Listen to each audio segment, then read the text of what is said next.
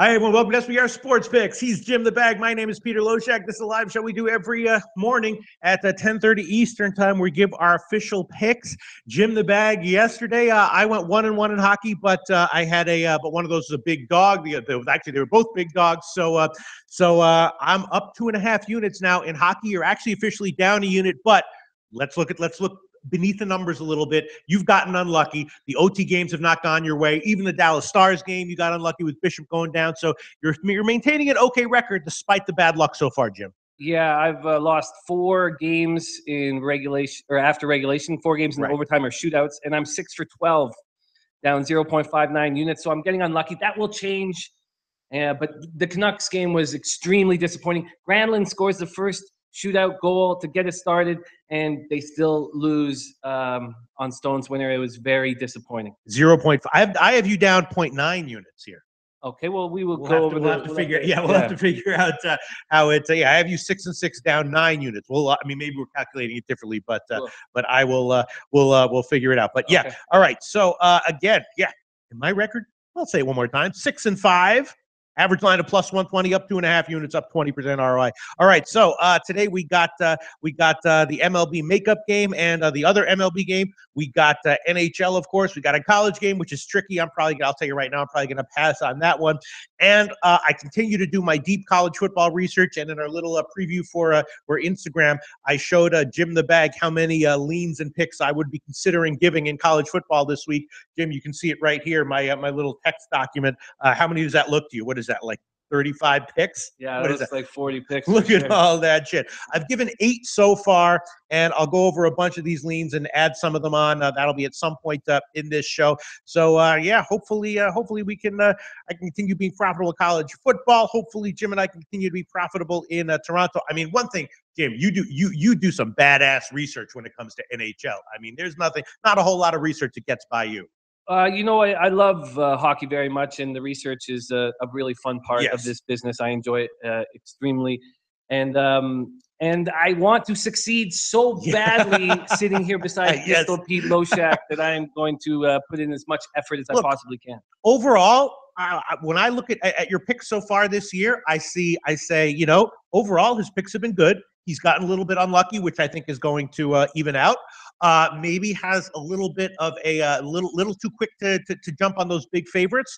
But other than that, I think overall you could make some tweaks. But you've impressed me so far with your picks so far. Thank you. I'm honored to sit here, and we have all these guys, all these strategists that we have watching and that we hang out with on Twitter and work with. So I am trying my absolute hardest, and I really like today's card. I think there's some opportunities to make some money, so I'm looking forward to break it down. I guess my only piece of advice to you would be just consider chilling out a little bit with the huge favorites, bro. Well, there's only been one really huge favorite. Right. No, I understand. Absolutely. I'm just kidding around. All right. So we got 5 games today. Let's start with let's start with hockey. Let's start with hockey. Then we'll get into MLB.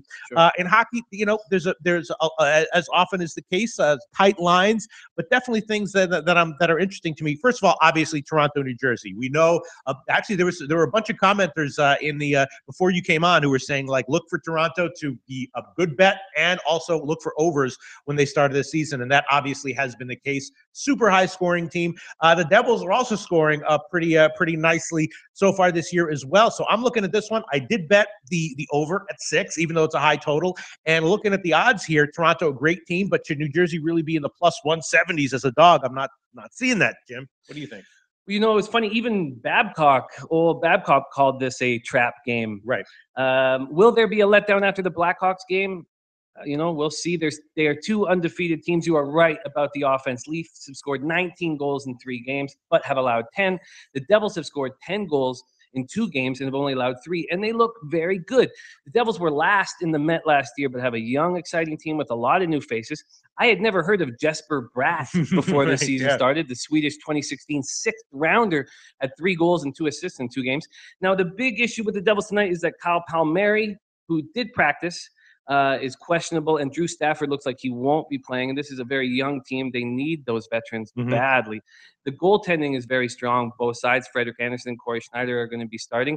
I am afraid of this game. We talk about how I've been burnt by big favorites. Yeah. I'm going to leave this game alone. Okay. I'm not going to take the Leafs as the big favorite, and I'm concerned that the goals must stop at some point. At some point, you would think they would. But again, it's just like you also would figure that just the way these teams have played, at some point, each of these teams is going to get to 3, whether it's the first period, the second period, or the third period, Jim the Bag. And it seems like, I really want to take the over. My gut leans. I track my leans as well in NHL, as you can see here on my little thing. I have low shack, and then I have low shack leans, and you can see how my leans have done way up.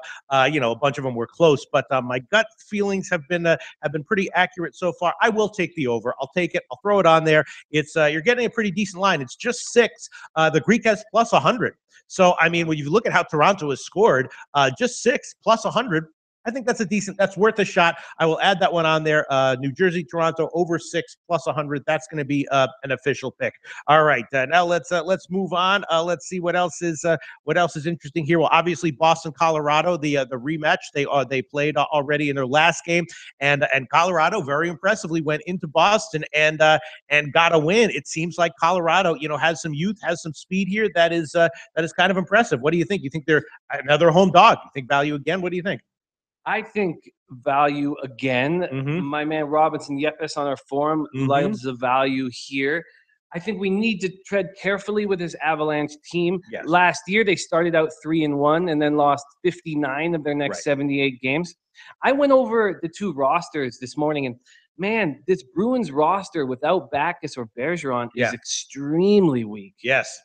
They called up Danton Heinen and signed Ryan White. I mean, I don't know. These are AHL guys. I don't know if they're going to be able to make a difference. I'm shocked that they're still home dog. I mean, I guess it's just that, the market, we see this in all sports, the market cannot make radical adjustments like that based on a tiny sample size, even if arguably they should. It's just not what they do, because long-term over a big sample size, they know that's a bad move. But I'd be leaning Colorado here as a home dog and leaning under as well. What do you think about that? Do you think there's going to be a lot of scoring here? I don't think there's going to be a lot of scoring. And I initially was going to, I am going to take the Avs, and I initially was going to add the under, and I've been humming and hawing whether I should do that. I think the big difference with this Avalanche team, although I did mention I like the Colin Wilson pickup, but is Semyon Varlamov is healthy, confident. He's changing the vibe in the dressing room. He had double hip surgery in January, and he looks very good out there, and that's a huge difference maker for the Avs. That seems weird. How do you have surgery on both of your hips and then come out and be okay? I mean, I guess they have like super advanced surgeries now where they can just make you a bionic man, but that seems pretty like double hip surgery, and now you're going to be a goalie in the NHL. But I guess it's worked. It's worked, and but you're right. I don't know how you could come off so strong after that double hip surgery, but he looks great, and I am going to make the Avs an official pick. And I think, now I know I said they went 3-1 to start off the year last year, but if we're going to keep getting this value, right? Exactly. There you go, Jim. It's all about the line. Absolutely. Now, you like Colorado here, but what if Colorado was minus 220? Would you take them in this spot? Or Absolutely not. All right. Okay, Absolutely good. So you're thinking the right way, Jim. All right. Well, they did open at about plus 116. It's gotten bet down a little bit. The best line we can give is plus 109 right now at a whole bunch of places. Is that okay for you, Colorado, plus 109? I will take it, and I'm locking it in. All right. Okay. Now let's talk about Calgary and LA. Calgary, of course, coming off the big win that you called. You nailed that one, Jim. And then late in the Donnie Right Side show, I realized you were on the right side of that one, and I said that I liked it as well. I did bet it, and we got a cash on that one. And now LA on the other side. Jonathan Quick had a down year last year. Is he due for a big bounce back season? Obviously, the Kings have played well so far this year. What do you think? You think that it's a letdown spot here for Calgary, and maybe LA as a small favorite has value? What do you think? Obviously the coaching change has helped, getting Daryl Sutter out of there and getting a fresh voice in John Stevens, and he's implemented a new offensive game plan there. And the big problem with the Kings last year was Quick being out. I mean, he only played 17 games last year, and he's allowed 1 goal in 2 games. Now, I admit I said that I believe he is in decline. He's definitely proven me wrong over 2 games, and I don't mind being wrong. I've also been sort of wrong, and I didn't put this out, but I was unsure if Mike Smith was going to be able to handle the duties. And for some reason, I thought Mike Smith was 38 years old, and I went to check today. He's 35. He's not as old as I imagined. He's still in decline. I mean, you know what happens in your 30s? Your brain starts to shrink. Your testosterone starts to go down. I mean, he's in decline. I think so, but he looked great in that matchup with the Ducks, and he has always played well against the Kings. He's 15-8-1 with a 2.23 goals against average and a .931 save percentage. Now, I don't know where to go sides-wise on this, but I do think it will be a low-scoring game. You do, huh? I do, and I'm happy to get the 5.5. I actually had some worry that it might be a 5. So I'm happy to take the 5.5. I'm going to take the under as an official pick. I think the Kings might give us a lot of value on unders all year long. They're a big, tough, slow hockey team. Right.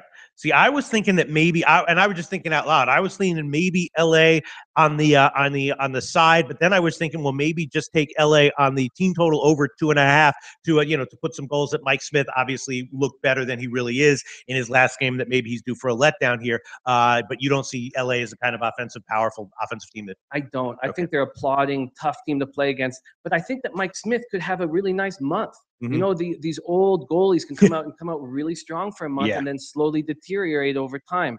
I think the under is the play here, and I'm going to make it an official pick. All right. Well, it hasn't moved much. The under 5.5 is juiced. The best line we can give would be at Pinnacle -133. Under 5.5 -133. How's that? I don't like the -133. I don't like it, but I do think that this game is going to be a tough match. These are 2 teams that might meet in the playoffs. These are 2 teams that are going to go head-to-head many times this year, and I think it will be very tough games, and I hate the juice, but I'm going to take it anyway. Okay, under 5.5, -133. Sometimes, and this can be a little bit, sometimes when you get cute with betting, you actually look slick, or you can get burned. Sometimes when there's games where I'm liking the under, but I don't like the big juice, I sometimes look at the first period under instead at like 1.5, like -115, because just something that I think that like if there's situations, because the worst thing in the world is when you bet an under, you've got it's going low scoring, then late there's a couple goals, it winds up 3-2, and then a friggin' empty net goal at the end pushes it over, and the first period was 0-0, and you're like, why didn't I just bet the first period under? You know what I mean? I know what you mean. I played hockey all growing up, and it's a really— You did, huh? Yeah, it's a really close sport to my heart, and it's so aggravating betting on it. It just makes me want to fucking lose my mind. The empty net goals sometimes help you, sometimes hurt. The overtimes, the shootouts, it just drives me fucking crazy. And so I'm concerned about my own mental health this year, hammering these games. So I hear exactly what you're saying, and I also don't think I'm not convinced that my gambling strategy is— I think it needs tweaking in hockey, and I'm not sold on exactly how I'm handling things. I'm trying to simplify things early and sitting beside Pistol Pete. I hope I can make tweaks and changes as the season goes on. Look, I mean, and that's the thing when you look at like baseball pitchers, even like, the best pitcher in baseball will sometimes be like, oh, I went back to Clayton Kershaw's like, well, I went back to the bullpen and made some tweaks to my delivery. You're like, you're Clayton Kershaw. If you have to make tweaks, the answer is yes. Even no matter what level you get to, you always need to stay on top of your technique and make tweaks and refine it. All right, but you're going to take the under here at under 5.5 -133. Yes. Okay, and then let's talk about the Islanders and Anaheim. Great call once again on Anaheim losing to Calgary. Of course, they have a lot of injuries, right? A lot of serious injuries. So that was not just a play, I assume, as for me, not just on Calgary, but also against Anaheim. They're still banged up. Now the Islanders come in across country. Feels to me like I would be, leaning Islanders. The bigger dog, the line that you can get, the more I'd be leaning that way. Feels like I'd be looking to fade Anaheim once again as a small home favorite. What do you think? Getzlaf came back and got a game under his belt, and he doesn't show up in the score sheet as much as he used to, but he is a big, tough centerman to play against and does a lot of things that aren't represented on the score sheet. I think him coming back is a huge, huge difference maker. Islanders traveling across the country early in the season is not easy. Right. Sure. So the Ducks got 43 shots in that game against the Flames, and I guess the issue Getzlaf was talking about post-game was that they were getting no second and third chance opportunities. Getzlaf said in an interview that they didn't even get a rebound until the third period. Getzlaf is a vocal guy in the dressing room. He's going to look them all in the face and say, if we do not get second and third opportunities, we are going to lose games, and we can't start when we have this luxury of having these home games early in the year. Because of that, and because I know how heart and soul Getzlaf is and how vocal he is in the dressing room, I am taking the Ducks here. I think that we're going to get value. Now that Getzlaf's back, everybody's talking about the injuries with the Ducks. So I think we will find home value on the Ducks moving forward. Now, I could be incorrect, but I'm going to take the Ducks, and I'm also going to take the under. I'm going to take both of these. I'm going to single bet them and make them official picks. Jim, you're bearing down. I love it. You're bearing down. You're focused. You're like, all right, you're like, I don't know if I'm going to win, but I'm going to do my best when it comes to my hockey research. I love it, Jim. I was also leaning under on this one as well. So you're going to take Anaheim. The money line minus 123 is the best line we can give you. I think that is so much value. So much value for the Islanders going across the country. We know the Ducks are good. They made the conference final last year. Minus 123.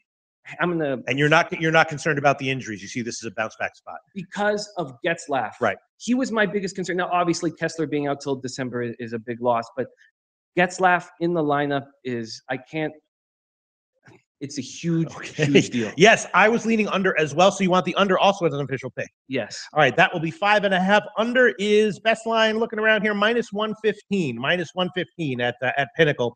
And I was thinking about the first period under on this one, like I was talking about before. The first period under would be 1.5 minus 109. Those first period totals can be very tricky. A lot of times you'll see like a second goal late. I had the first period over in the Dallas game last night, and that was looking like a loser until the last 30 seconds. I would agree with you in general, though. All right, and then let's quickly get to Pittsburgh and Washington. Washington obviously doing well with their penalty kills. Ovechkin last game had a comeback down to earth, which we knew was going to happen. But I would assume that we should expect him to be at least low level excellent for the entire season until further notice, or not. I do too. He's such a physical forward, and he says the Russian wolf. The Russian machine never breaks, all that stuff. But I mean, we saw it finally hit him in the playoffs last year. But it's clearly early in the season, he's feeling fresh, he's looking good, and he's playing very well. And this is a heated rivalry. Yes. So I would be slightly in Washington, slightly in over. Not sure I'm going to bet either of those, but you have anything to say about that one? I'm still concerned with the Penguins' offense.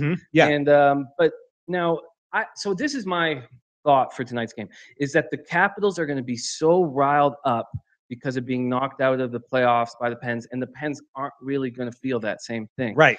So Ian Cole got hit in the face with a puck, lost a bunch of teeth. He will not be in the lineup. They're getting Patrick Hornqvist back. Now, an interesting stat about Matt Murray that I didn't know. So he missed the playoff battle with the Caps last year. But I was going over his numbers are not very good against the Capitals. He's a 4.43 goals against average. And then Holtby's numbers versus the Pens are great. Well, really good. 7-7-2 with a 2.77 goals against average. I think this is a spot where the Capitals will beat the Penguins. I feel like when the games aren't as important early in the year, the Capitals seem to have the Penguins' number. And as soon as the games become very, very important, the Penguins step up and put their foot on the Capitals' throat. That's what I was thinking about as well. But my only concern is that obviously off the huge blowout loss, Pittsburgh bounced back the next game. And I'm wondering how many – I mean, when you get blown out like Pittsburgh got blown out, it's not necessarily a one-game mental bounce-back spot. It can carry on for like a week or so. Do you think that there's anything to that Pittsburgh is just like so embarrassed by the huge blowout loss that they're going to come out focused for a bunch of games in a row? That is a good question. I mean, I should have hammered them on the game back after the 10-1, and that was a capping mistake. But I think this is an old veteran team. I don't think they get too caught up in any one game. Back-to-back Stanley Cup champs. I do think this is a great spot for the Washington Capitals, and I'm going to make the Capitals an official pick. All right. I was going to do that too, and also thinking about the Caps team total over. All right, so you want the Caps on On the money line, huh? Yes. Okay, best line would be -126 at Pinnacle Bet Online. A couple places, no place has worse than -130. So the Caps -126, and I was definitely leaning the team total over here, and I will give that one. It's a little bit hefty juice there, but it's just 2.5 -155 at Pinnacle, so I'll give that one. Caps team total over 2.5 -155. That strikes you as probably a reasonable play, right, Jim? I think it's a reasonable play. Reasonable play. My concern is not the Capitals' offense. My concern is the Penguins' offense, and then my other concern is just that it's such a heated rivalry between these two teams that there might not be a lot of open ice. But I think you're getting a nice number, and with the Capitals' offense going on all cylinders, I understand why you'd make that play. Yes. I was also leaning. Look, I was also leaning Caps as well. Thinking about taking them on the -1 line too. I might go on that with you. I just you have to be careful about doubling up. Sometimes you can add 2 units on with a play. Sometimes you have to be careful. We can do that, Jim, if you want to. Doubling up, basically taking 2 plays that are correlated. That's a way of like spreading it out, but also doubling or tripling up on a bet that you really like. I did that in baseball sometimes. Sometimes got burned, and sometimes had a nice little payoff reward for it. All right, so let's sum up. I might add some other hockey plays before the end of this show. Toronto, New Jersey. I'm on the over on that one officially. Leaning New Jersey at the current odds. Got to be honest, leaning New Jersey. It's a pass for Jim, but I'm officially on the over at 6. Pittsburgh, Washington. Jim's on Washington, the money line. I'm on Washington, the team total over 2.5 -155. Boston, Colorado. Jim likes Colorado as a small home dog. As of right now, that's a pass for me, but Jim is on Colorado officially as a small home dog. Anaheim and the Islanders. Jim likes Anaheim. Actually, sounds to me, based on your analysis, that that's your favorite play of the card. Anaheim as a small home favorite there. After breaking it down and talking about it more, I really like that spot for the Ducks. I also really like the Capital spot, but you're right. I feel like it's tough to go all the way across the country. And the Ducks have Getzlaf back, and they've been called out in the dressing room. So Jim has 2 official plays on that one: the Anaheim money line and the under 5.5. And I would definitely be leaning under as well. And the first period under, and then the Calgary LA game. Jim did take a shot with the under, despite the kind of hefty juice line there, 5.5 -135. And Jason Foster mentioned on the forum that this is a bad long-term move, -133. And you're right. If I am taking over-unders at -133 long-term, I'm going to definitely lose in the long run. I just think that this is going to be a very, very tough game, and I'm concerned, but I'm going to take it. Okay, there you go. So I've got 2 official picks, and Jim has I don't know how many, like 5 or 6, right? How many do you got? I have 1, 2, 3, 4, 5. I have 5 official picks. Very nice. I've got 2. I might add something on a little bit at the end of this show, some of my leans, but nice, Jim. I'm proud of you for fully embracing this official picks and picks tracking thing, because Lord knows it is a treacherous. Every day you got to put your ass out on the line. You got to keep track of it all. If you have a bad day, it's on your permanent record forever. But you don't care. You're embracing it. I'm embracing it, but obviously I understand that there's going to be ups and downs, and I know that the downs affect gamblers so much, and I have problems sleeping. And if I am down 10 or 15, 20 units, and I have to look you guys all in the face, that's going to be extremely difficult. I'm going to do whatever I can to stay in the black. And I will tell you one thing, Jim. Obviously, I'm having a great year. I'm having pretty much probably the best public year handicapping. I'm up in every sport. So you're sitting next to me and you're thinking like, wow, look what Peter's doing this year. But I'm sure you will believe me when I tell you that I have had past years giving public picks that were more embarrassing than anything. I had like a negative 20% ROI in the NBA last year, publicly, officially, with graphics, Jim. With graphics. With graphics. You're a great capper, and I just think that working with you and strategizing with everybody here on the live chat, that I can only get better and better. So I've been through it, Jim. I have had some horrifically embarrassing public. We were going on opposite sides of each other yesterday, and the game got rained out. So now we have the same matchup for Washington and the Cubs, and then we also have the Yankees game with Sabathia and Kluber. And I'm going to go once again official on the under. I bet that one right now. It is 7.5, and can get -108 at Pinnacle. Throwing that one on my official baseball plays for the year, under 7.5, -108, Jim. I'm going to stick. Really? I'm going to stick. I had 24 hours to think about it. I'm going to stick with the over. Oh, don't do it. Now, I know that when a pitcher gets in trouble in the playoffs, they go right to the bullpen. And I also know that the Cubs bullpen is nothing like it was last year. And the Nationals bullpen has not been as good as we thought they were going to be. Doolittle has been touched. Kinsler has been touched. I'm going to stick with my call yesterday. I'm not going to turn around and get scared after sleeping on it for 24 hours. No, I'm going to stick with the over. Jim, please don't do it. What do I have to say to you to get you off of this over? The under is the play. Actually, it's not 108. I'm seeing that from yesterday here at SBR odds. Minus 116. So I'm on the under 7.5, minus 116. 5 times has 7.5, minus 150. Look, you might be right. This is not a lock on the under, but I definitely think the under is the way to go here, Jim. I hear you loud and Jim, clear. please. If you want me to pull out my wallet, I will. I can't do it to you, Jim. Not on this play. I would be happy to. I cannot take your money. I would be happy to go one-on-one anytime you want. I can't take your money on this. Right. I can't take your money on this. No, I don't want to do this, Jim. He is asking I don't want to do this, Jim. What do you got there? Oh, what are you proposing? $20, $40, $60. Holy shit! The fuck? Jesus Christ, Jim. It's 2017. We're supposed to be living in a cashless society. What the fuck? $100? All right, fine. I'll take your money. Fine, $100. We'll give this we'll put this in escrow with someone trustworthy here at SBR. We got to give you some odds though, because so you're 100, and I will put in 116 then. Okay. And so if you win, you get 116. If I win, I get just 100. All right, Jim. Jim and I going head to head. We'll throw that one in there. I'll figure out how much cash I have in a second. But all right, Jim and I going dead on head to head, putting our money where our mouths are on this one. I hope I don't want your money. I don't want to lose, and I don't want to win.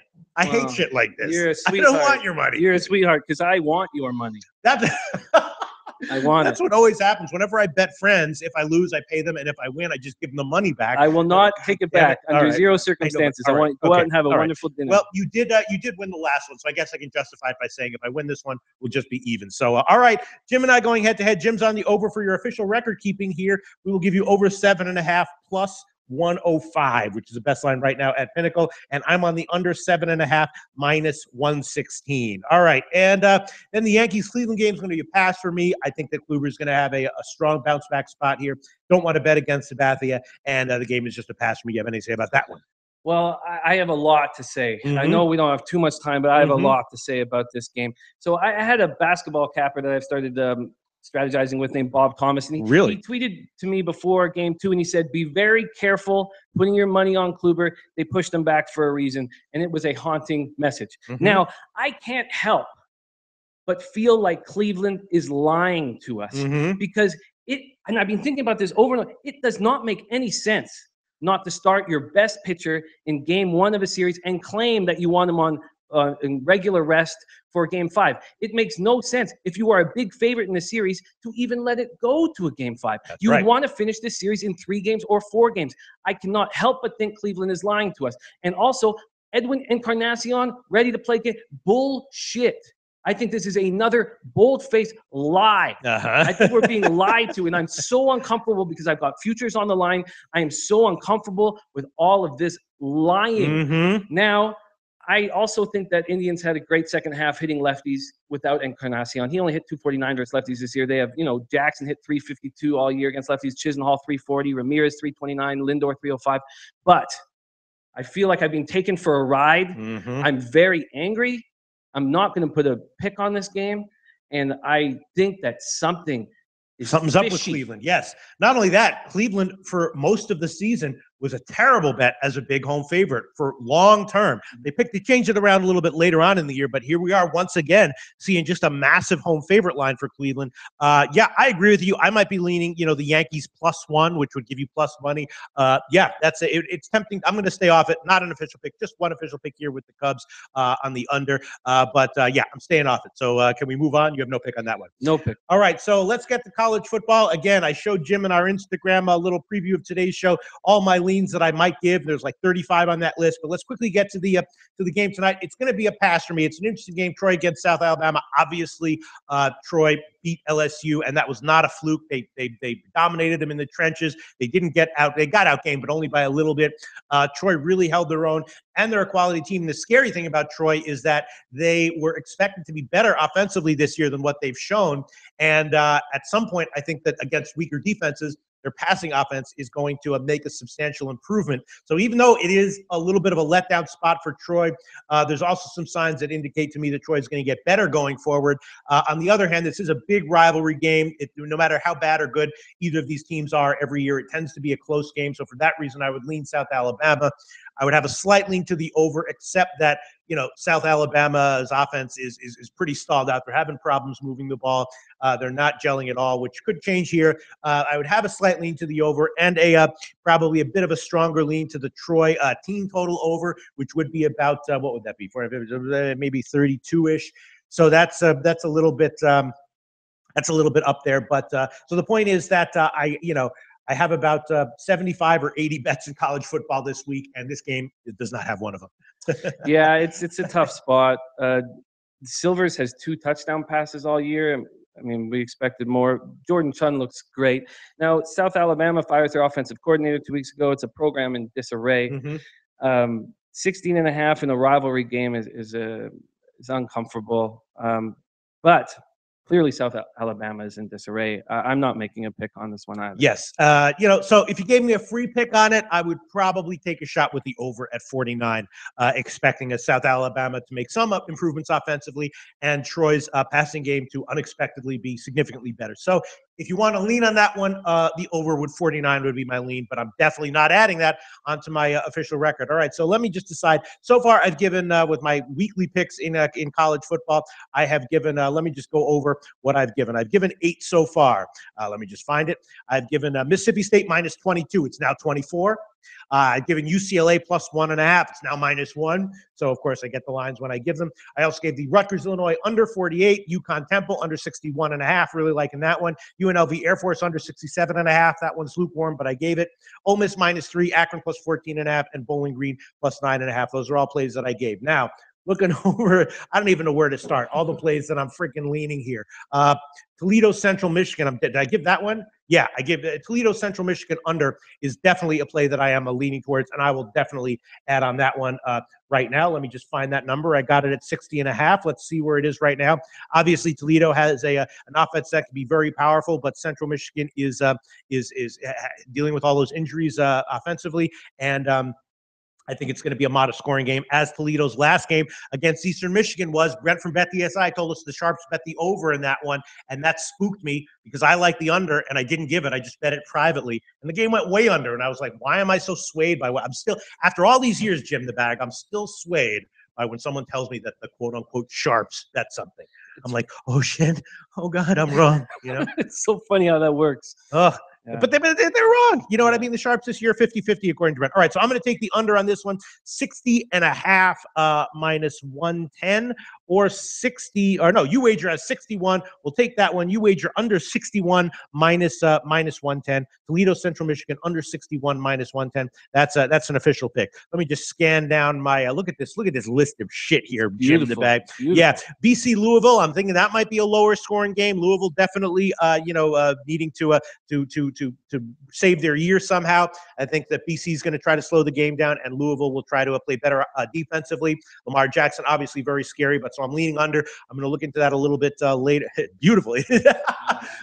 Only a fucking sick gambler would look at like a list of like on a text document of like 50 college football teams with a number next to it and say, it's just beautiful. It's just beautiful. I think it's important for me not to get in the way of Pistol Pete's college football right now. He's so hot. So. Yeah. All right. So I'm also thinking about the under in Missouri, Georgia. I know the Missouri game against Kentucky went over, and I was on the wrong side of that one. But Georgia, obviously, a vicious defense, and I think they're just going to want to get a win and move on. So I'm definitely leaning Missouri, Georgia under. I guess I'm going to have to look into that one a little bit more. Definitely leaning up San Jose State, Hawaii under 64. San Jose State obviously can't stop anyone defensively, but Hawaii has not been explosive offensively, and just feels like that's a little bit too high. You know what? I will give that one. I will give that one. San Jose State, Hawaii under. Let me find where that one is. It's all right. Okay. The Greek has 64.5, although market wide it's 63.5. So that might be a stale number. So I'll either take 63.5 minus 107 or 64.5 minus 110 at the Greek if that is not a stale number by SBR odds here. And I will check right after the show. But I will take the under San Jose State, Hawaii. I got 64. Also leaning under in Washington, Arizona State. Obviously, Washington is this is a tough spot for them. They know that going into Arizona can be a trappy situation. So I think they're going to try to play a bit of a conservative game plan and clamp down on defense and get the win and get the hell out of there. And what the hell? I'll give that one as well. Washington, Arizona State. Let me find that one under. Yeah. Ooh, wow. 62. BetOnlineSportsBetting.ag. So that one's gotten bet up a little bit. That makes me nervous, but I'll take it anyway. Under 62 minus 110. Scott wants to know from you what is going on with Oregon State. That's a game that I definitely have to look into because I will admit that I bet Colorado on the opening line, and I got 12.5, and it's now down to about 10.5 or 11. So that is some concerning line movement right there in favor of Oregon State. Colorado coming off a loss, and they have obviously some serious weapons on offense. And Oregon State, as we know, has been terrible all season long. So, I'm surprised by the line movement and concerned. I bet it at 12.5. It's now down to 10.5 or 11. We have seen line move. You know what I did, Jim, on the Saturday show? I like Virginia. I was all ready to give them at minus 2.5. And when we came into the Saturday show, they were +1. And I was like, wow, there's a huge line move against me. But you know what I did? I gave them anyway. You know what happened? Victory. They won, of course. Victory. So these line moves don't necessarily mean, look, I'm going to have to look into it more. I already have my bet at 12.5. It's now 10.5 or 11, loose skunt. And now I am. By the way, when you say that name, to keep it non-vulgar, you put a huge pause. You say it Lou Skunt, okay? I can do that. Don't fall into the trap that he set up for you where you combine the two words. So he doesn't understand what's going on. They lose their coach and the line moved in their favor? You're right. Lou Skunt, I completely agree with you. I'm going to look into this a little bit more. The line move is concerning, but I'm definitely not convinced that is the right line move there. First of all, we'll see where it closes. I'm on Colorado, and we will see. I'll have a lot more to say. Obviously, Big Man and I will talk about that one at length on the Saturday show, depending on how the line moves. But it's definitely an interesting line move there, and I still like Colorado despite the line moves. All right, so I've thrown on that Washington, Arizona State under, which concerns me. I was also leaning Arizona State on that one. Tennessee minus 2.5. I'm definitely leaning, but I have to look at that a little bit more just because Tennessee has been. I mean, Tennessee, we know for years they play up to their good competition and down to their bad competition. So whenever they're, a small home favorite against a beatable team, those are spots where you want to bet them, despite the fact that they've looked so underwhelming in their last few games. But I have to look at that one a little bit more. Leaning Texas A&M +3, leaning Arkansas State minus 19. But I'll have to look into that.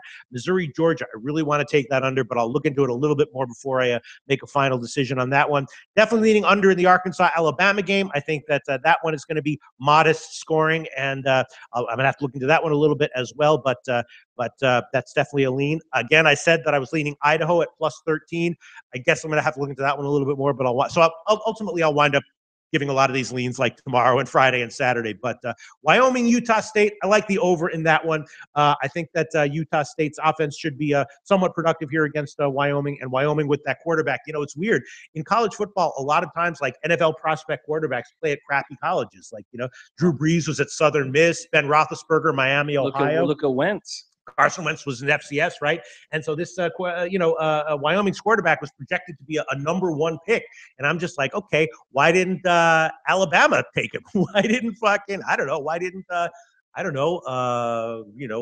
what's like a crappy low level? Why didn't Kansas State take him? You know what I mean? Nobody wanted him. It was it's wild seeing him rise. Yeah, so I like the over on that one, and I will take that one. Let me just find that one. I bet it at 49, and let's see where it is right now.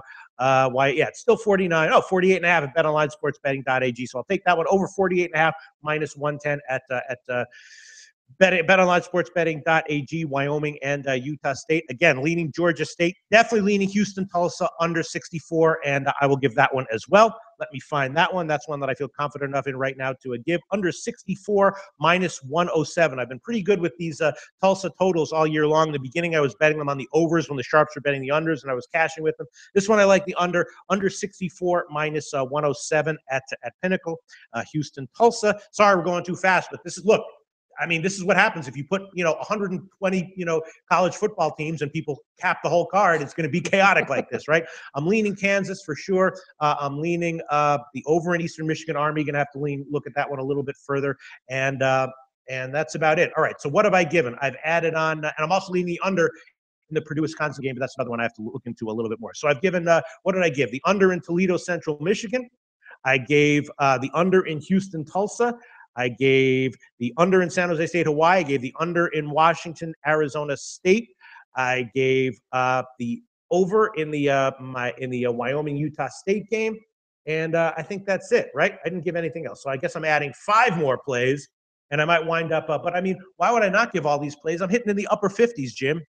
Yeah. And like 20, 30, 50. Strike while the iron's hot. All right. So those are 5 plays that I've added on. Now I got 13 overall in college football. I'll definitely be adding on more tomorrow and Friday and Saturday as I do more research. But as of right now, those are the only 5 that I will add. And that's it for college football today, Jim. So we've just about covered the entire slate of games. Looking good. All right, sounds good. This has been a long show, but we've been covering a lot of information. Jim and I have an official head-to-head bet on the MLB game. We're going to give you, I'll put in like minus 115 just because you should get odds if you're going to take the over on that one. And that's it. Jim and I will be back tomorrow for the Thursday card.